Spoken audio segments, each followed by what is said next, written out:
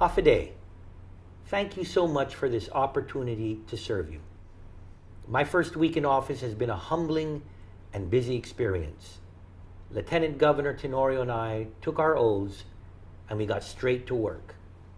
One thing became clear on our first day, that the future is bright, but the challenges are many.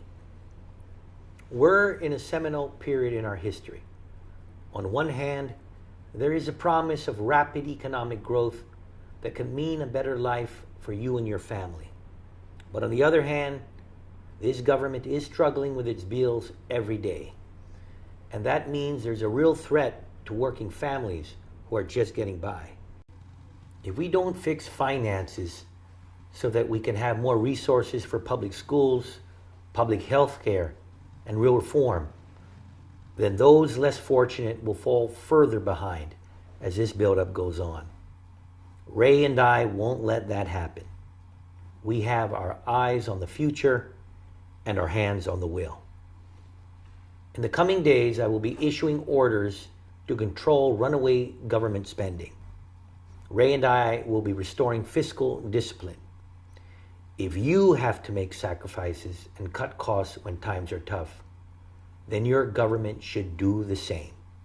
As a matter of fact, it should set an example. Non-critical spending and further obligations of cash all will come to a halt, except for necessary reasons. But this isn't just a band-aid solution. This will be the first in a series of steps to fix the systemic financial problems and the structural imbalance of your general fund. Yes, it is your general fund because it is your hard-earned tax dollars that pay to run this government. Your leaders must treat it with respect because you've trusted us with your money. To these ends, I will be ordering all agency heads to identify ways to contain costs and to bring in more money to the government. These measures will be reported to me within a month and implemented shortly afterward. I'm holding my cabinet fully accountable to make this happen. We expect innovative ideas from these very talented men and women that we've appointed. They share our passion to serve you and our vision to change government and to change Guam. An immediate concern we have is the state of the Guam Memorial Hospital. I will do whatever it takes within my organic authority to ensure that when you or your loved one go to Guam Memorial Hospital, that you are safe, you are cared for, and you are served. We will be working with the hospital board and the legislative health chairman to ensure that Guam's sole civilian hospital can be relied on for top quality patient care. Another immediate concern is the opening of public schools. I'm very pleased with the working relationship our administration has with Dr. Narissa Underwood and her team. My chief education advisor is coordinating government agencies to provide the support public schools need, from school buses to school lunches, and from cash allotments to safe buildings and safe campuses. Rest assured that your children are our top priority. As I said at our inauguration last week, there are problems everywhere, but only two roads that we can take. We can just accept things as how they are, or we can lead change.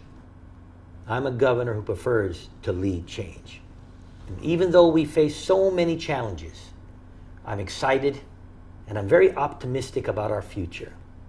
One of the highlights of our first week was our visit to public health employees.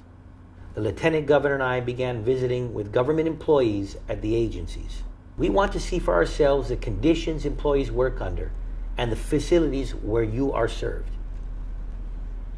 We saw overworked employees still smiling and still wanting to make a difference despite the lack of resources and the increasing demand for services. There are good, eager people ready to serve you. We just ask for your patience as we make the changes needed to improve services and make them more efficient and accessible. And I won't tell you that we need a lot of time. We are acting now. You will begin to see improvement shortly, and we will not stop until you are satisfied. We have a handle on the immediate issues, but the most important thing you should know is that we haven't taken our eyes off what matters most, the future of your children.